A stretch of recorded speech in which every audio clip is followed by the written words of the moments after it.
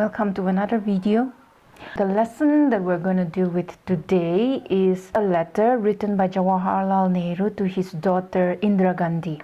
After reading this letter, I was like, who writes such long and intense letter to a 10-year-old? When I was 10-11 years old, my father was taking B.Ed course in Delhi. He used to write me letters, but his letters would be like, how are you doing? How are you carrying on with your studies? Are you doing your works properly? Are you a good girl?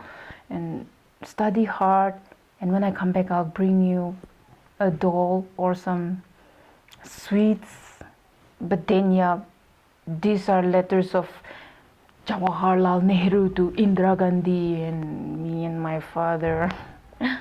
Jawaharlal Nehru wrote 30 letters to his daughter when he was in prison. In this particular letter to his daughter, he writes about man's quest, focus on man's quest to understand the world around him. Jawaharlal Nehru during those days was already a very famous political leader. So when the Britishers took him as a prisoner, he had to be moved from one jail to another, and he had to remain a Pardanashin.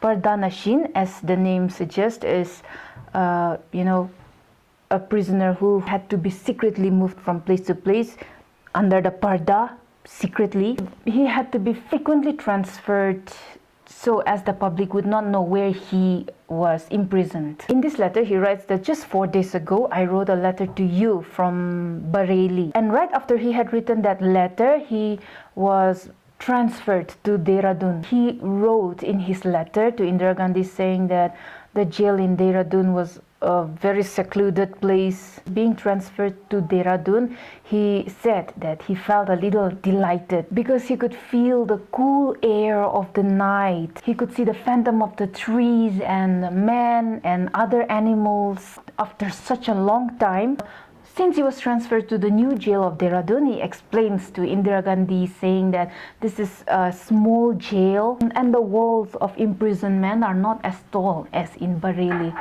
So it is a sense of relief for him that he's been transferred to Dehradun. The weather was cooler. He could see the mountains over the wall. He could see the top of the palm trees that reminded him of Malabar and Ceylon, the beach areas. He also happily writes to Indira Gandhi saying that right on the top of those mountains, I know Mussoorie is located. Though Mussoorie was not that closely located, but still he could see the location and he felt happy about it. Why did he feel happy at the thought of Mussoorie? He felt happy because it was when Indira Gandhi was still in Mussoorie, like 3 or 4 years ago, that Jawaharlal Nehru started writing this collection of letters to his daughter. He had written 30 long letters to Indira Gandhi, and it all started when she was still in Mussoorie. So when he think about Mussoorie, or when he look at the place where Mussoorie is located, he feels happy. Jawaharlal Nehru here also says that sometimes I feel like these letters are a burden to you. I like when I'm writing letters to you, but then sometimes I feel like it's a burden to you because you are so young. You're just 10 years old, and my letters are very serious stuff. But then again, he also tells that writing these letters to you is very important to me because Jawaharlal Nehru wanted Indira Gandhi to know exactly where the human civilization started, how it started. He wanted her to know man's trail throughout the civilizations, throughout the history. Not just talking about human civilization, he also wanted Indira Gandhi to realize how stupidly and foolishly and vainly man is trying to chase after development and technology. How he had advanced so much and yet how stupid he has become. Like a caring father who wanted to teach his child whatever he knew.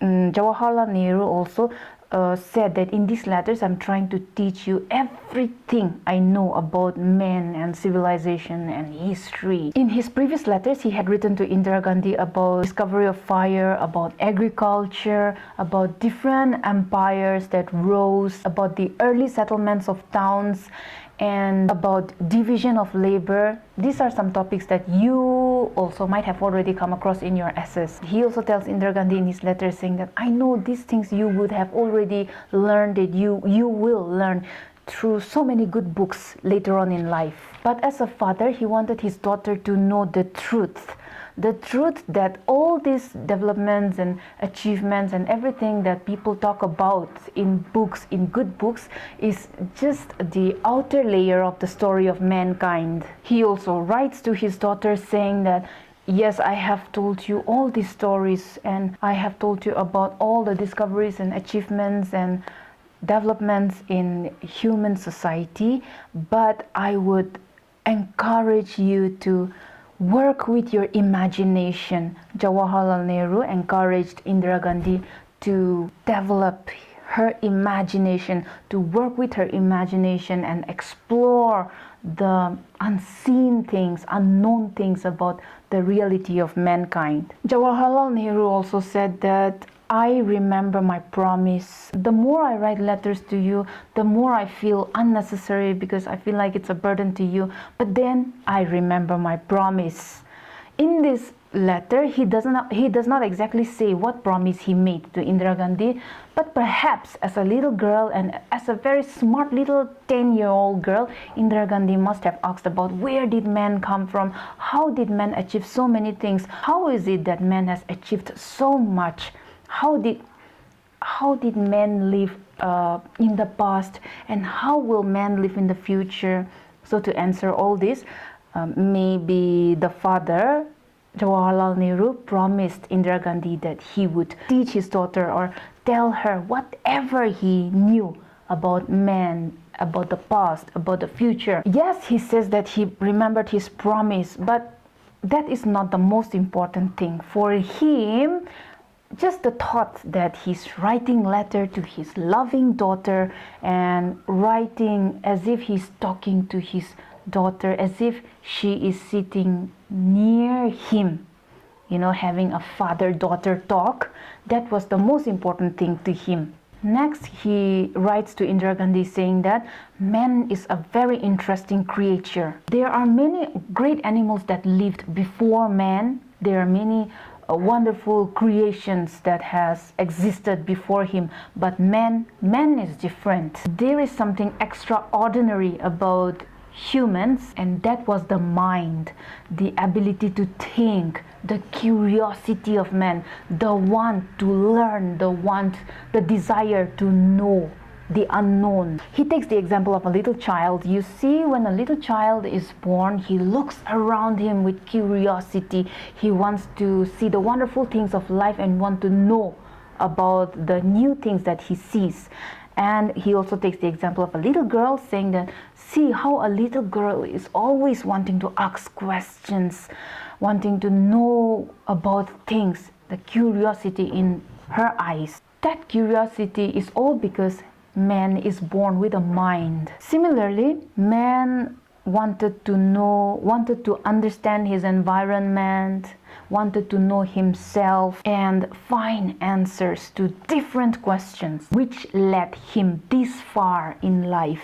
And he had successfully found so many answers to so many of his questions, and so many questions are still left unanswered, mysterious. Man has been a very curious creature right from the beginning. There are questions like, why is man existing? What is the meaning of the existence of human life? What is the meaning of life itself? There are many answers to these questions, different type of answers, through the religion point of view, through the philosophy point of view, or through scientific point of view. That can sometimes be very contradictory. Jawaharlal Nehru said, I cannot explain all the answers to you because of the fact that I do not know all. But one thing he explains, that religion has tried to answer to the meaning of life in a very dogmatic point of view, in a spiritual way. Now, religion does not care about the mind, what human thinks or what all those, but it only believes in a supreme God, supreme creator, and whatever he says is right, and whatever God plans is right, no matter what men think. So the answer of religion is normally based on faith and God alone. While on the other hand, science believes in reasoning and facts. Science totally depends on human mind, rationality. Science does not just dogmatize ideas, and we may never be clear what man is chasing after. But one thing is for sure, man's quest has taken two lines. Man wants to learn two ways, that is for sure. One is to learn about his environment, and the other is to learn about himself. That means he wants to learn outside himself and inside himself. He's trying to understand nature and environment and stuff. And on the other hand, he is also trying to know himself, his spirituality, his mind, his physical, his emotions. According to him, he says that both are same, whether he's trying to learn outside himself or inside himself, because man himself is a part of nature.